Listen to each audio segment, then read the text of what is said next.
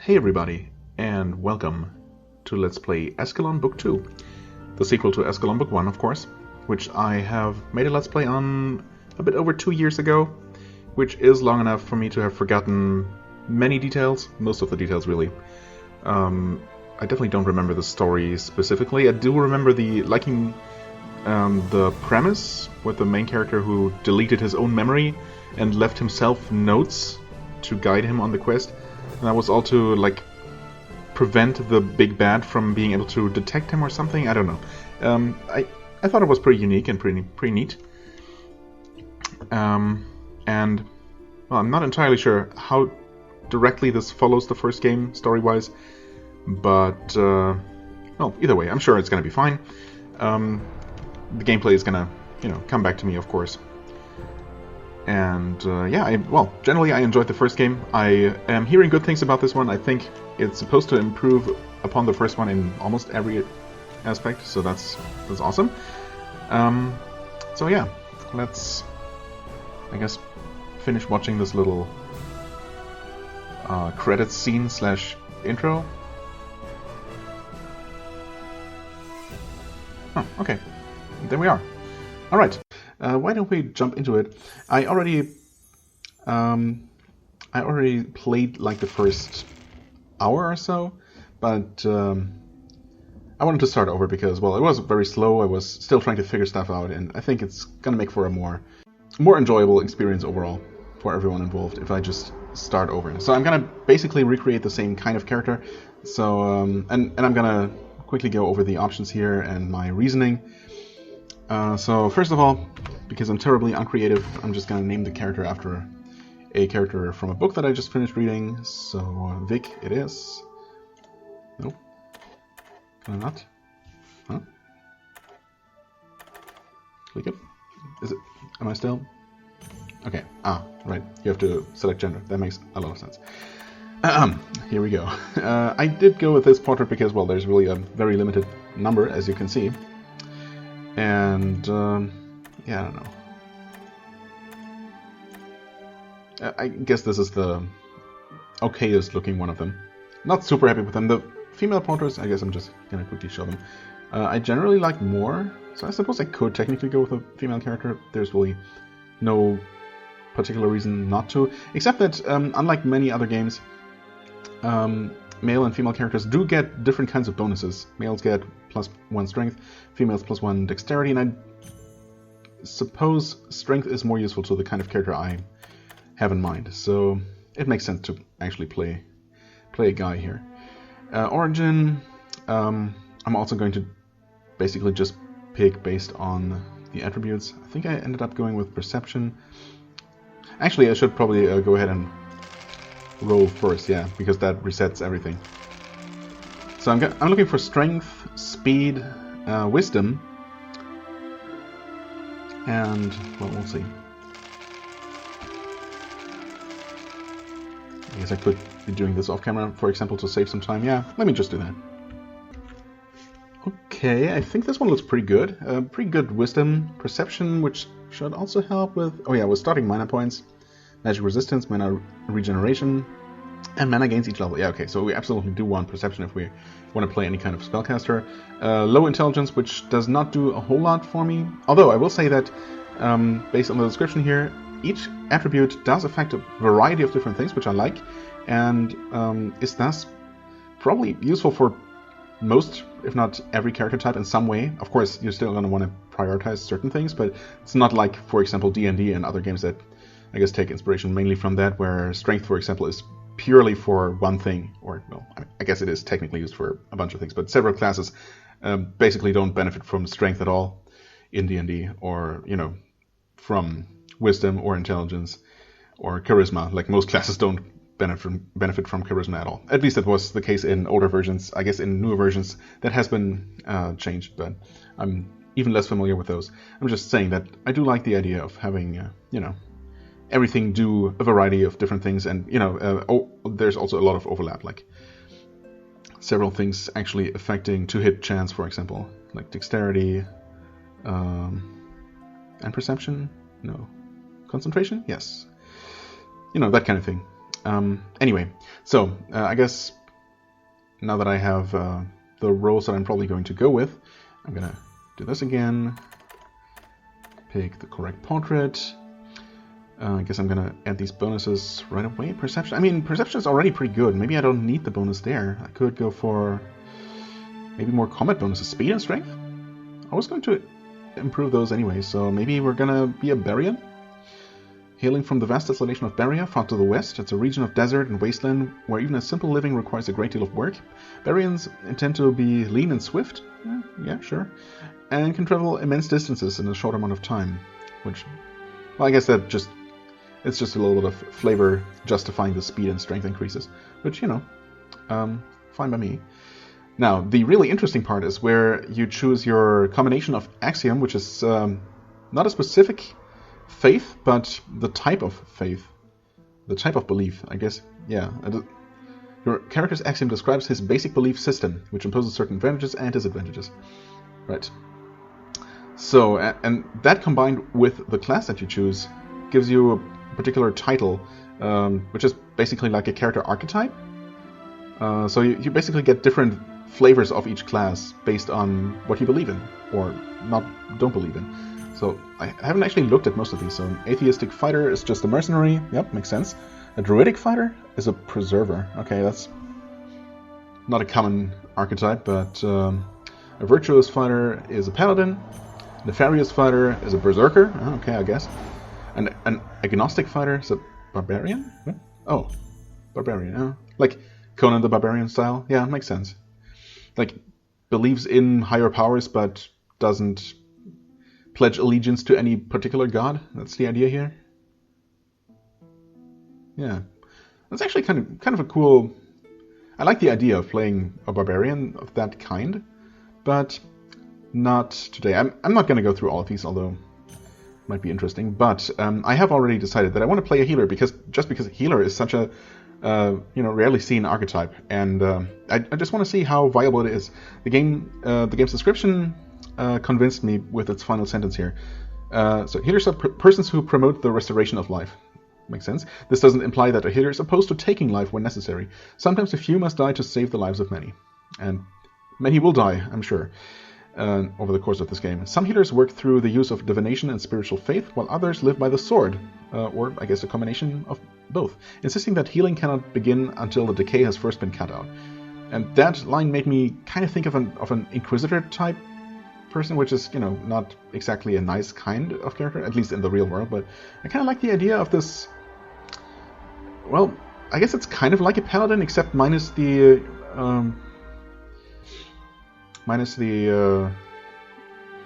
religiousness. So yeah, I ended up deciding on an atheistic healer, which makes him a sawbones, which gives him a cleaving weapon skill. So we're going to be fighting things with our cleaving weapons, such as axes, machetes, that kind of thing, and also able to cast divine magic. So yeah, let's see how that goes. The thing is, with atheistic, we're immune to curses, but we're also immune to blessings, and it says immune to altruistic healing from a cleric. Well, I mean, we're not a cleric. A virtuous healer is actually called a cleric, and starts with a divination skill. Actually, I wanted to check something. Okay, agnostics also. Piercing weapons for the nefarious necromancer, nefarious healer. And druids start with medicine. Okay, that makes sense. Right, I'm gonna go with the sawbones though. And, well, I do want to be able to cast divine magic, so divination is necessary. Some kind of defensive or, armor skill seems necessary if I am going to be doing a lot of fighting. I'm not going to go with heavy armor. I might eventually want to use shields, but I think I'm going to go with light armor for the start. I definitely will take cartography because, as the game reminds you here, and as I also remembered in working in the first game, you do not have any kind of automap, or the automap is just deactivated so long as you don't have at least 1 point in cartography. And in fact, I am going to want to increase this by, I don't know, at least a few points. Well, definitely over the course of the game, because it starts out extremely basic and, well, barely useful. Still useful, but it doesn't even mark things like water or, other things than just straight up walls, basically.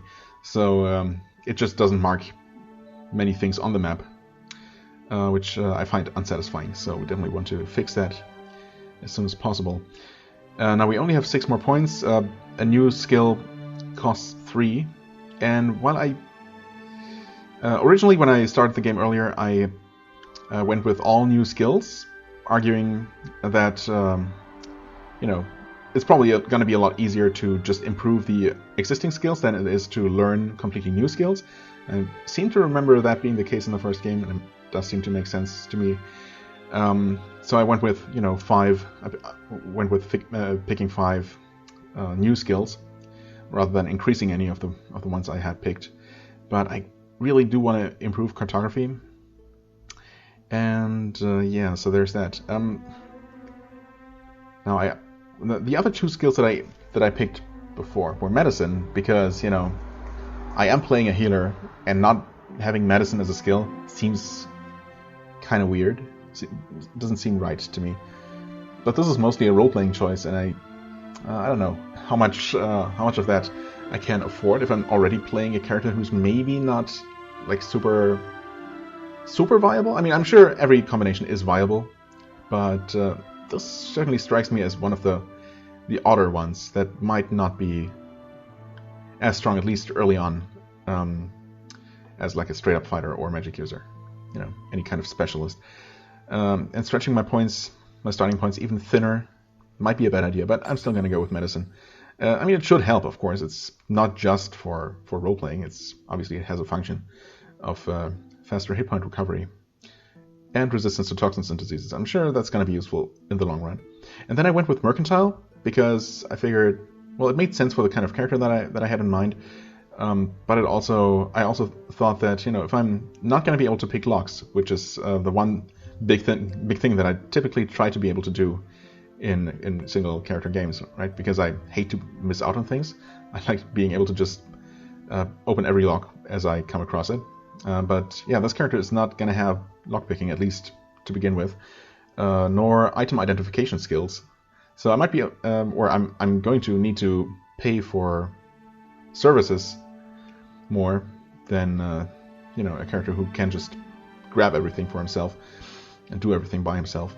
So I thought that getting more money out of merchants, paying less and selling for more, might be a good idea, because I might be doing a lot of selling stuff or buying stuff, well, both really.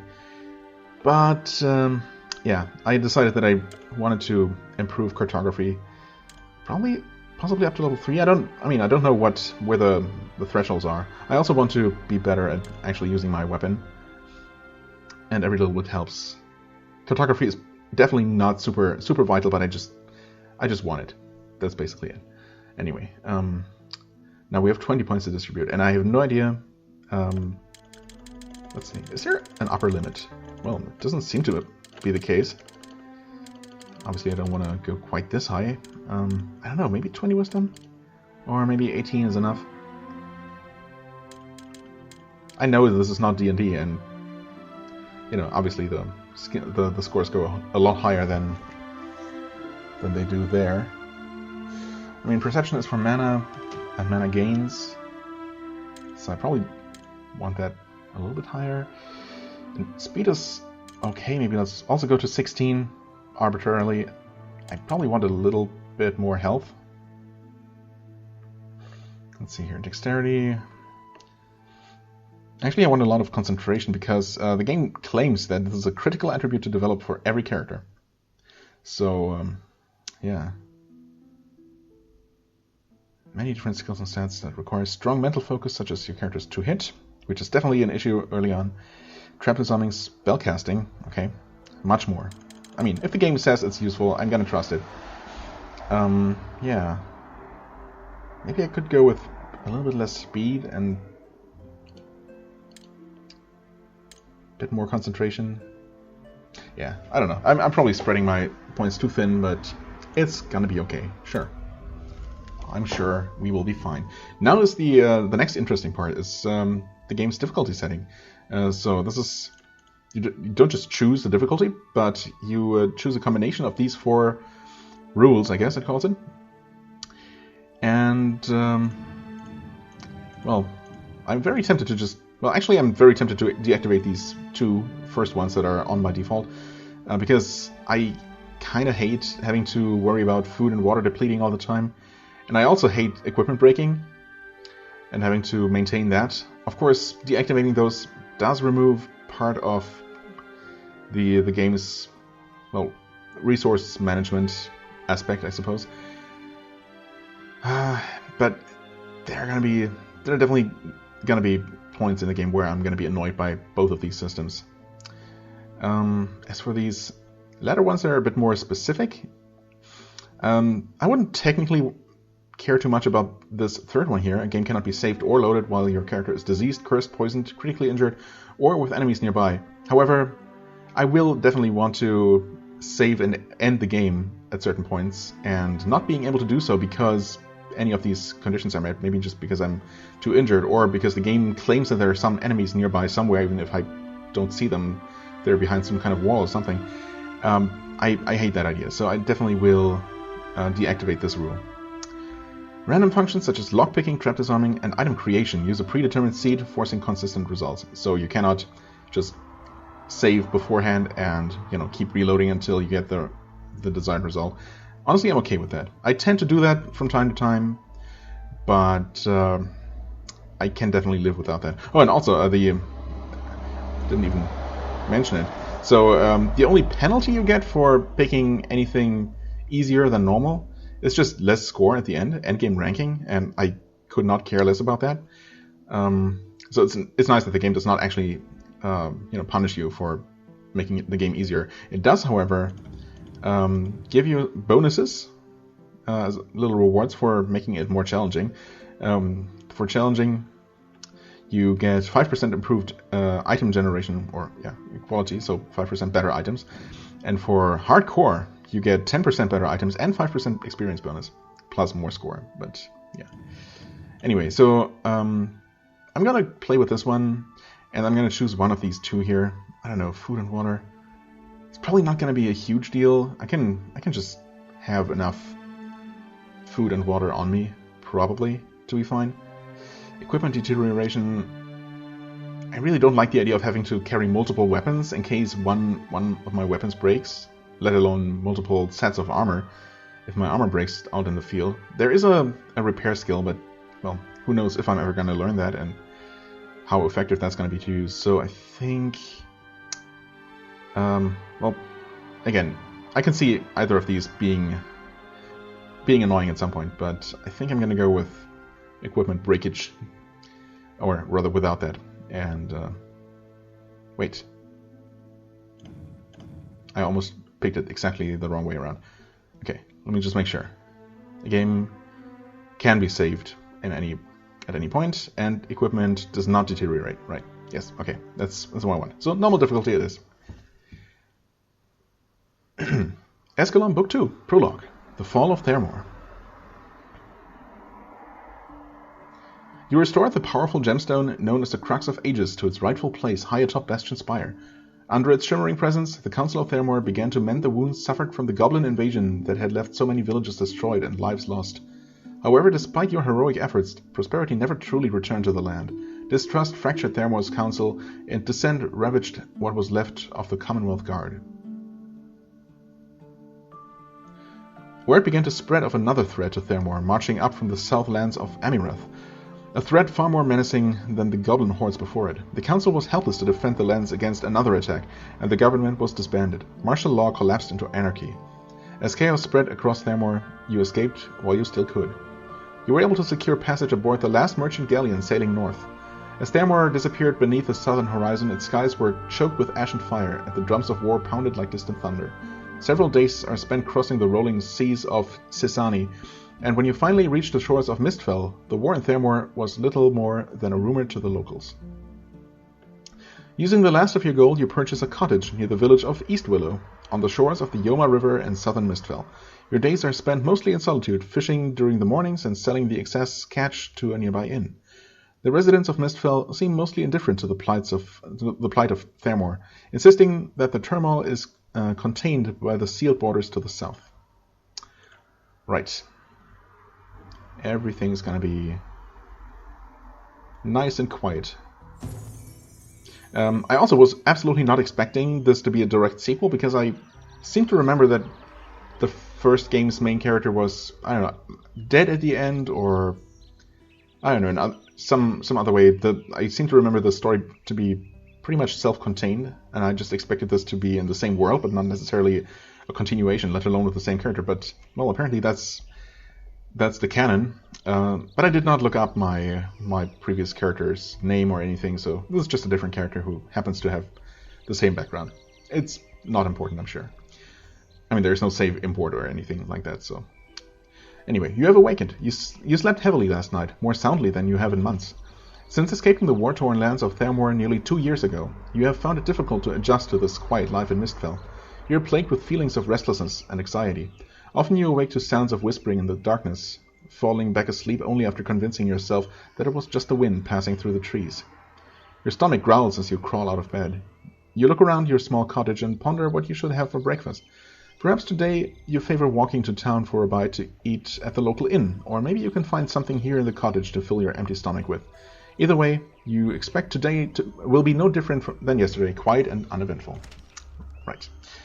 Let's see what we have here. So we have a simple key, and again, I've played this like I've explored this first map, not even fully. I've looked around my house, I've familiarized myself with controls, which I'm gonna quickly go over in a moment.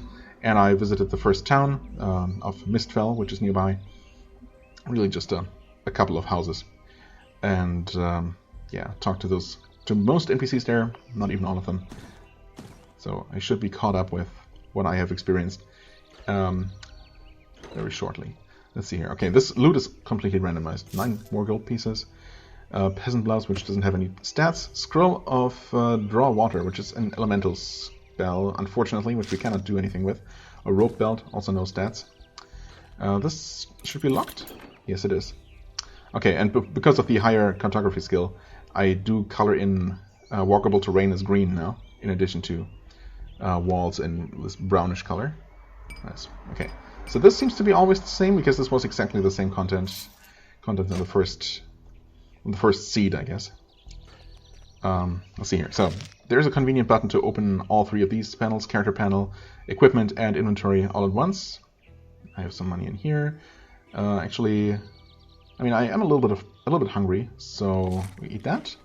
Okay, helps fill your stomach and quench your thirst. That did not do a lot of.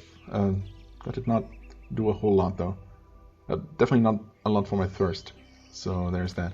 I guess I can put these on just because, so I don't run around completely naked. Oh, right. The axe that we start with is unidentified, though, and you cannot equip an unknown item. So we'll have to identify that first. I cannot do anything with this. Yeah. Too complex for you to read. You need an intelligence of at least 15. Right, okay. So maybe 15 is the threshold, like the minimum score, minimum attribute score here. That's considered like the minimum for any class that uses it. So, yeah, I guess some of my chosen skills aren't necessarily super high, but I will be able to improve them, so that should be okay. Concentration might be a little bit on the low side then. But then, yeah, anyway. Wisdom should be fine, though, I guess. At least for the lower tier spells. And strength is definitely fine. Anyway, let's put these potions here. I guess we'll just sell this one. My journal. This is your journal, where you've written your thoughts on your time in Thaermore. You turn to the last page. I believe this will be my last journal entry. My memories have eroded to the point where I can no longer clearly recall my adventures in Thaermore. Yes, exactly. Same here. Even now, as I read through previous entries, they seem foreign to me, as though they were written by another hand. According to my own accounts, I started this log to help keep things fresh in my mind. There seems to be little point of that now. Such is the consequence for imbibing an untested memory-erasing serum, which is what we did in the first game, or really before the first game even started. I still occasionally awake in the middle of the night to distressing dreams. There is a feeling that I have missed something important, like a task that I have yet to complete. My best guess to the cause is that fragments of my original persona are attempting to reform themselves into a cohesive thought. It is my hope that these occurrences will also fade with time. Skills that I had previously mastered have also all but left me. I've retained just a few basics. Of course, the only real skill I require here in Mistfell is that of fishing. It is a peaceful enough land, and the catches I make keep me fed and bring a bit of coin for my pockets. This is all I need for now, I suppose. Right. Yes, so we can conveniently open those. We can also open them separately, like so. But why would we want to do that? I guess there might be reasons. Oh, right. I'm gonna pick up torches, and I'm still not used to that. You do have to stand right next to things in order to interact with them.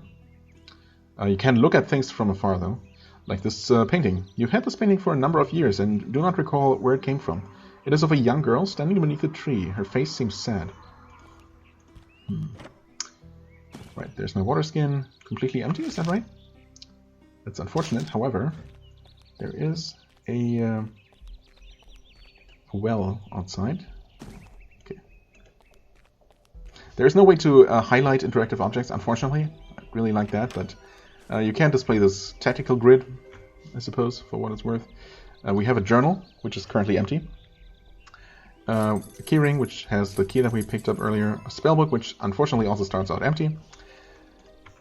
We're going to be able to buy spells, or maybe... Well, I mean, we're only going to be able to afford at most one spell. Still not coloring in water. That's really... See, that's... Yeah, even at Cartography 3, it just colors in all terrain as green. Which is definitely not ideal. But oh well.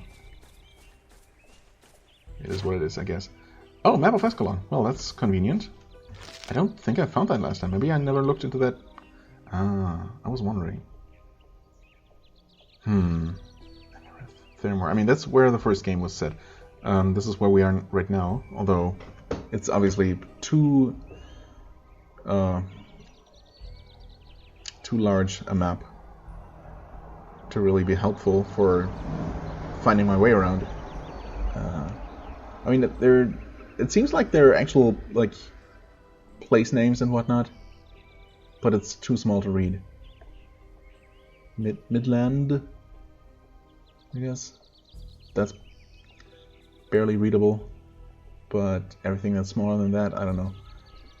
I definitely don't see the village of Mistfell, which might be too small to even be on the map in the first place. So I don't know where in Mistfell, what's it called? No, Mistfell is the entire land, of course. I forget what the village is called, but that's okay. Let's see here. Right, we fill our water skin and quench our thirst at the same time. Convenient. I don't think there's anything else down here. Oh, what's going on with the nightly ambulances again?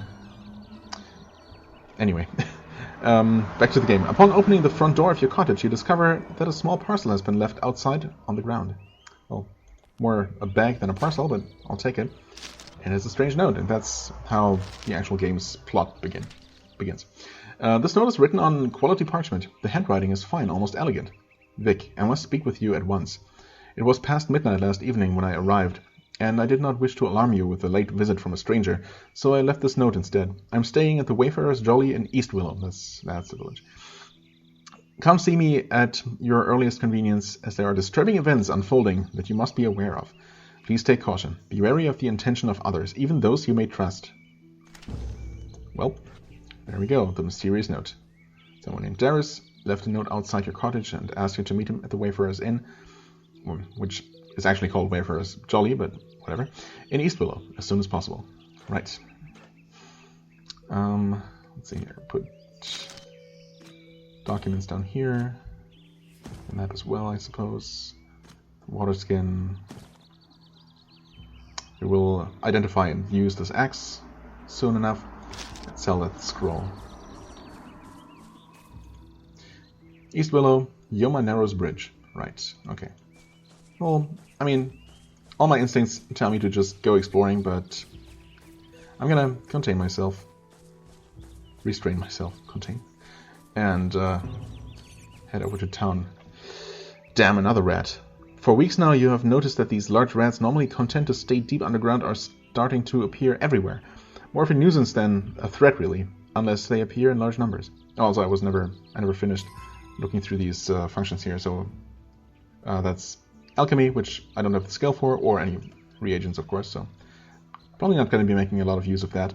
We could make camp if there wasn't an enemy nearby. That's just I think that was in the first game as well. I seem to remember spending a lot of time just, sitting around waiting for it to become day again, because it becomes really dark at night. We do have some torches, but they only help so much, and they do run out, of course. And also, to resting to restore hit points and mana. So, yeah, can't level up, of course. Game stats. You're about to view a screen that displays various game statistics and challenges. These stats and challenges have no effect on the general game. Instead, they are designed to give players additional goals upon replaying the game. Oh. Challenges. Click for description. The Wealthy Lord. Why are some of these already green? You cannot... Oh, okay, because they're still technically true. Cannot bash any locked door. Chest open? Oh. I see. You must successfully spot all hidden traps before they're triggered. But I guess this is also... This is considered... considered active or achieved if you never steal anything or disarm any traps. Okay, I mean, this is nice, but obviously not very relevant right now. I had not even seen that before. Right, you can do this though. Plus 30% to hit, minus 30% to damage. Actually, well, I mean, that does improve my to hit a little bit, but not a whole lot. Yeah. 4 and 7 should be fine. So let's just try to punch this giant rat to death. Catacomb rat. Nice. 2-shot, and it did drop something. Rat meat. Not too surprising. Anyway, let's keep going. And this is the blacksmith already. Oh, does this open? It does. Hey there, buddy. Kibo. You enter the small blacksmith shop and see a middle-aged man sweeping the floor. A small pile of soot and metal fragments now gathered at his feet. He looks up at you as you enter. Oh, greetings to you. Greetings to you, Vic. What brings you into town this week? Did you come to sell me some more of your old weapons that you don't use anymore? I guess I have been doing that. I'm not sure where I got those. Maybe I fished them up out of the river, I guess. I'm here to inquire about your services. Yeah, sure, let's get that out of the way. Also, unfortunately, number keys do not work to select dialogue lines there, but that's okay. So you can right-click to identify for 20 gold? That was way cheaper last time. Maybe the mercantile skill did make a difference. I mean, I'm sure it did. Iron Hand Axe. 4 base damage. Alright. So you can do this. Actually, wait. No. Can I, So I cannot equip from this menu here without closing it. That's okay. Let's see what you actually have for sale. Short bow. I mean, I don't have the skill for that, so probably not going to buy any of those. I might buy a couple of darts, because I've already seen things that you can, like explosives that you can trigger from afar by, well, shooting at them. And it seems like even without any skill, you can, you will always hit that kind of thing, kind of static object with ranged weapons. So I might buy a few of these. Throwing axes. Well, I mean there are axes, but they're obviously considered throwing weapons, so my skill doesn't help with that. Apprentice's hat, light armor, skull cap. Wow. I mean, same stats, but this is less heavy and way cheaper. So yeah, we're just gonna buy one of those. Light cloak. Actually, what's this? Plus 2 meditation. Oh, that's mana regen. We don't have any spells yet. But, oh, also this is obviously way too expensive to even consider. Light cloak, 1 armor, sure. Let's basic equipment is pretty cheap. Bronze changer and heavy armor. Okay. Belts for 1 armor, just better than what I have. They also cost 20 though. Hemp gloves for 4. Hemp bracers for 8, but the same armor. So guess I'll just go with that one. Breeches, I mean, no stats, but I like the idea of having pants on, so yes. Pretty sure I can't use shields, or I mean, I'm sure I could equip one, but it's probably gonna give me some sort of negative modifier. It's only 10 to buy though. Tempted to just give it a try. Hemp sandals, high boots with 2 armor, 48 though. Wait, huh? Interesting. Even within the same kind of item, somehow there are pretty drastic price differences. Previously I was playing with durability activated, and it would display the item's condition. I guess somewhere in the background that's still a thing, apparently, affecting the item's price, but you don't see it, and well, obviously it's not gonna actually lose durability and break, so it's just interesting that apparently that's still happening behind the scenes.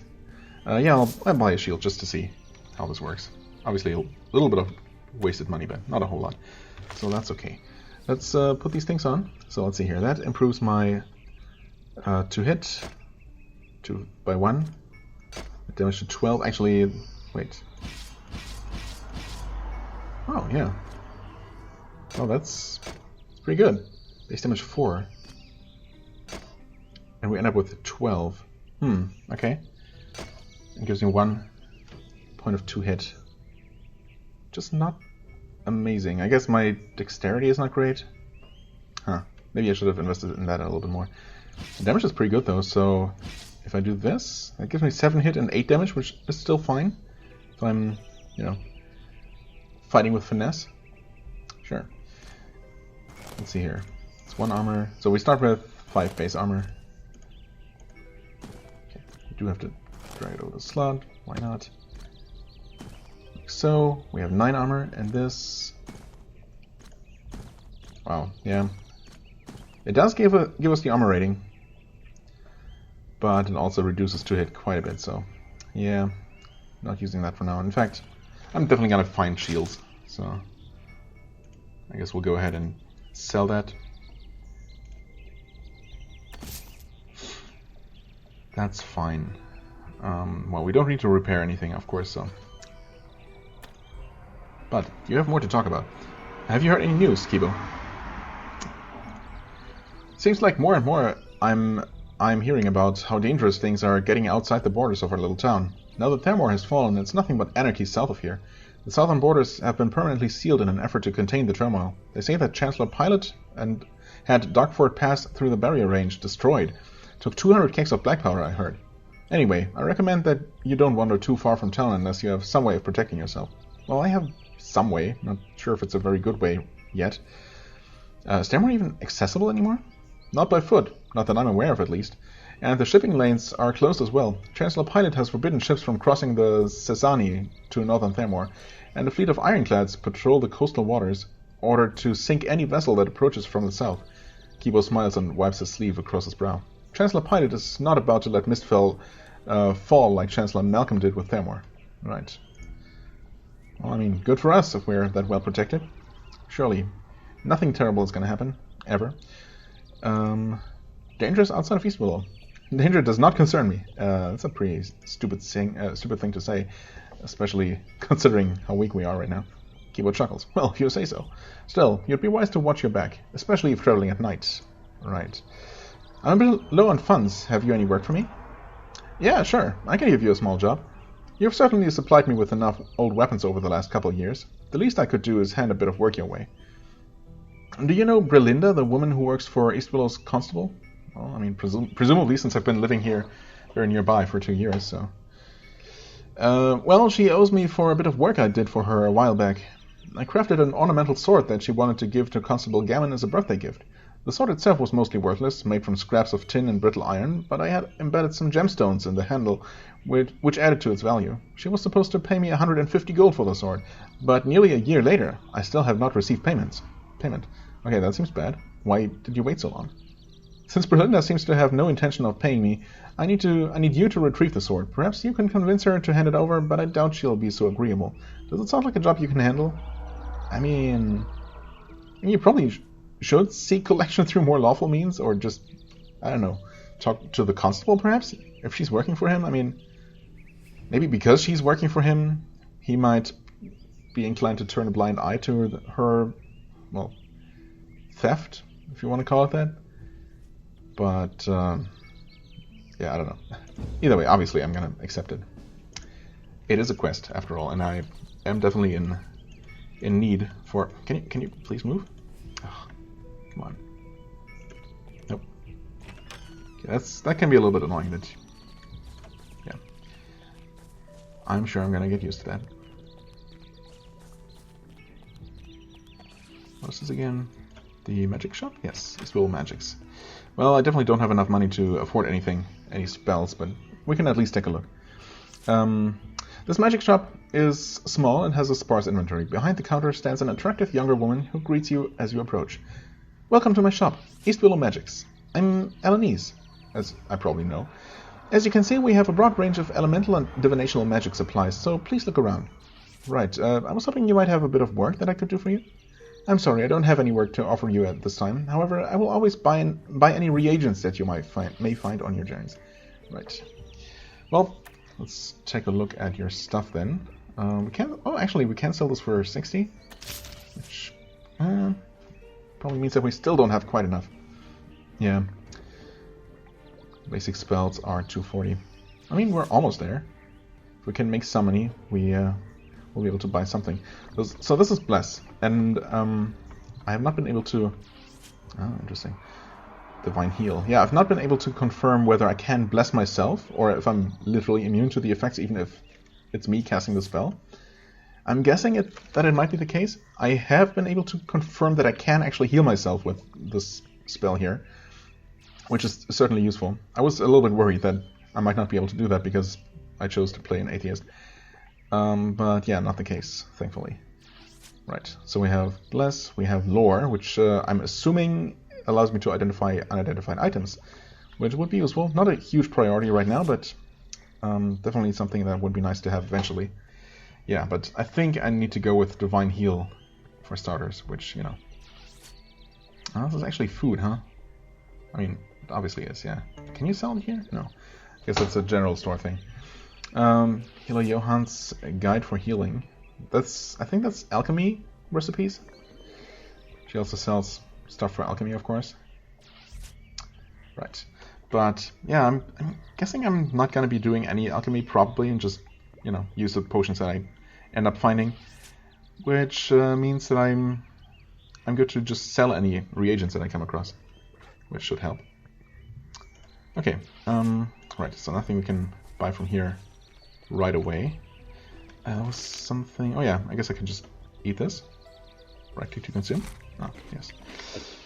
Not thirsty right now. Ah, right, this is the Sasani Ocean. So we crossed this from Thaermore. But that doesn't mean that we're necessarily on the southern coast, of course. Could be somewhere. Well, this could be the river? I guess there are a number of rivers. Yeah, no idea. I hope that we find some other kind of map that shows the actual area that the game is taking place in a little bit more detail. Also, I might actually want to end the episode sometime soon. I guess I can keep going a little bit longer. Definitely already made quite a bit more progress than I did in the original first episode draft, so yeah. That's a good thing. Berlinda. Ah, hello.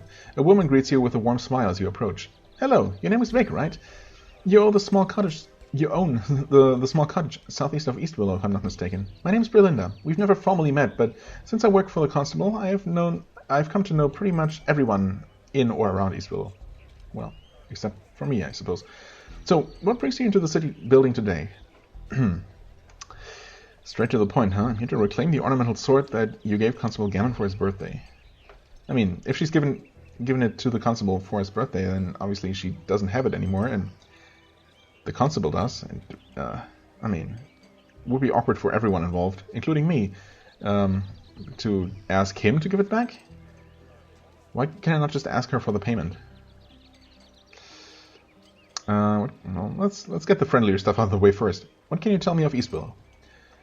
You've come to the right person if you want some history on East Willow. I know more about this village than nearly anyone, seeing as I am in charge of caring for the village's historical documents. East Willow was founded in the year 600, right here on the banks of the Yoma River. It's an important trading post, connecting the southern Cassian Basin with nearly every other port across Eschalon. However, with the collapse of Thaermore, we no longer receive trade ships from that region. Constable Gammon is the elected head of East Willow. So not just a sheriff, but the actual mayor, I suppose. He looks after the day-to-day operations of the village and settles disputes between citizens. Okay, seems like I absolutely should talk to him about the sword thing. I work for him, filling paperwork and maintaining his schedule. Can you tell me more of Constable Gammon? Yes, he is a great man who has served as the Constable of East Willow for nearly 20 years. Every 5 years we hold an election, and each time he wins by a landslide. In the last election, the priest over at the Covenant of Mosan, Father Tyrus, ran against him, but of course Gammon won again. The Constable lives in the big house northeast of town. Okay, northeast. Oh, this one here? Where... Yeah, we saw the fence, but and like parts of the house itself, but no path leading to it. So that's part of the map that I have not explored. Really, I've only looked around these couple of houses here, which seem to make up the village itself, and that's as far as I got. So I'm almost caught up already. Right, northeast of town. He hasn't been in for a few days, as he's taking a bit of time off from the rigors of running an entire town. Fair enough. Heard any news worth repeating? Not really. East Willow is a quiet place. There's little local gossip worth repeating, and news from around Mistville usually takes a few weeks to reach us. There's some concern over the war in Thaermore, whether or not it may spill over into our province, but I'm not concerned. Mistville has far greater defenses than Thaermore ever had. You know of any work available in East Willow? Berlinda looks through several papers she's holding in her hand. Well, it doesn't appear that anyone has submitted a request for help. That doesn't mean there isn't any work to be had. You only just need to ask around. Alright. Okay, well, now the unpleasant stuff. I'm here to reclaim the ornamental sword that you gave Constable Gammon. And I wish I could ask for the money instead, but oh well. The sword! It was a gift to the Constable on his birthday. What business do you have trying to reclaim it? You have never paid Kibo for his work. He wants the sword back. Unfortunately, Mr. Kibo was late delivering the sword. He almost missed the Constable's birthday party altogether. Because he failed to meet the terms of our agreement, I'm not required to pay him. Is that so? Can I see that document confirming that? Because that seems like an odd agreement.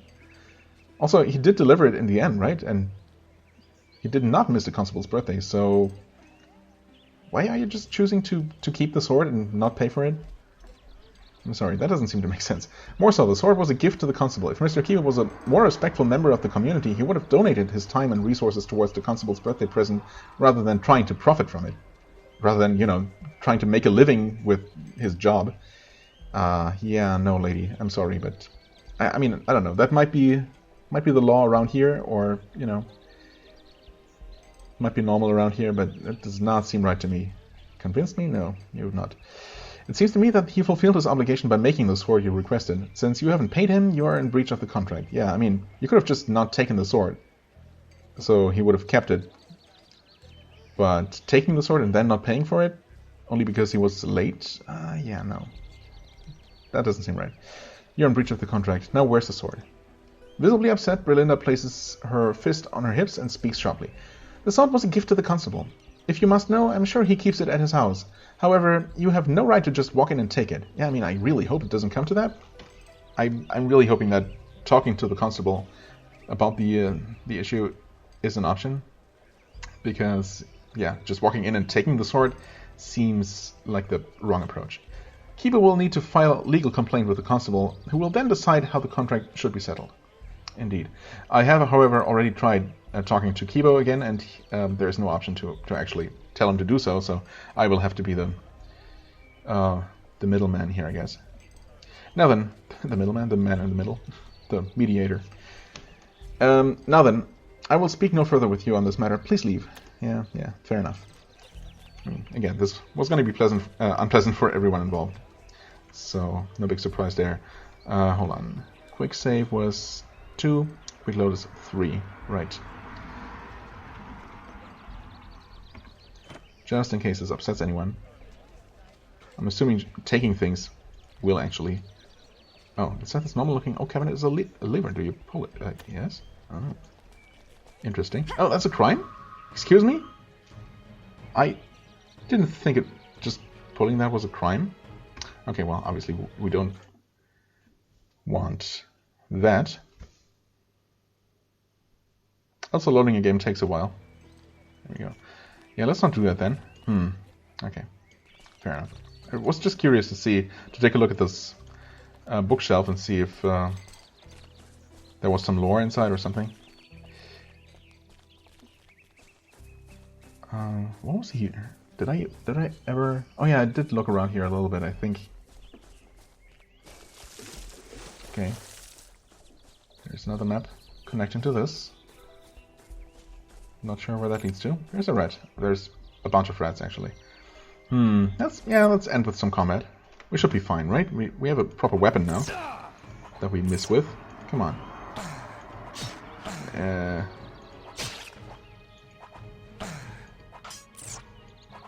Oh god. This is not great. Oh god, this is bad, actually. Yikes.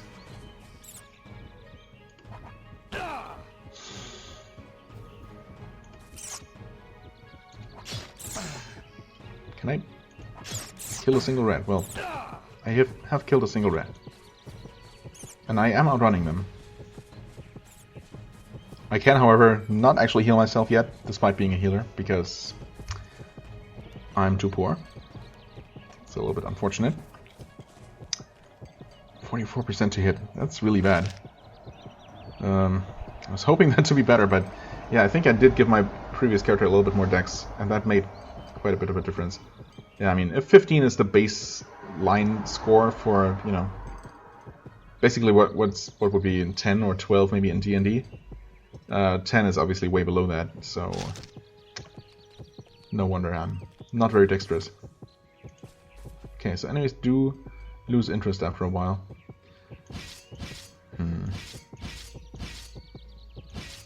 Maybe if I go with the aggressive style. Landing a single hit.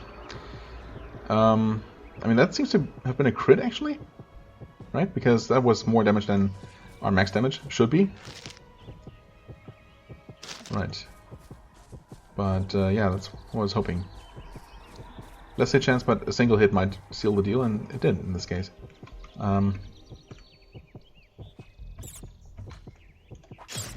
Nice. Wow, that worked better than expected. Okay, we got some experience. And almost died on our first combat, our first real combat. So that's nice. I will also pick up this powder keg of black powder. And I know what you're thinking, if you notice this cracked wall here. You might have been thinking the same thing that I thought when I saw this. That you might just be able to... actually, let's do this. And just be able to drop it like so, and then shoot it with some sort of ranged weapon and blow up the wall. But that does not actually work. I tried that and it didn't do anything. So I'm guessing that this crack on the wall is simply cosmetic. I thought I remembered that kind of thing happening in the first game, but maybe not. You can, however, break doors, and I guess I never looked at this. This object is secured with a rusted damaged lock. So this door is just locked and rusted, implying that whoever owns this house here hasn't been in for a while, and that there is no official way to open this. However, if you start bashing down doors in town, people are gonna get upset, so that's not an option either.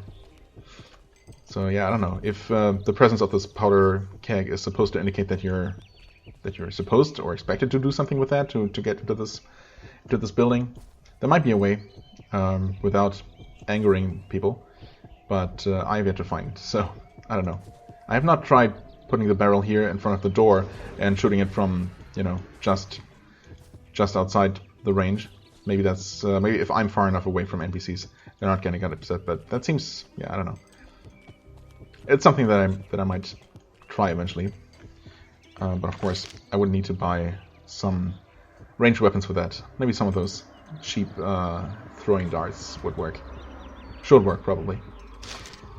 Anyway, now we've taken a look at some of the game's mechanics, some of, you know, the beginning of the game.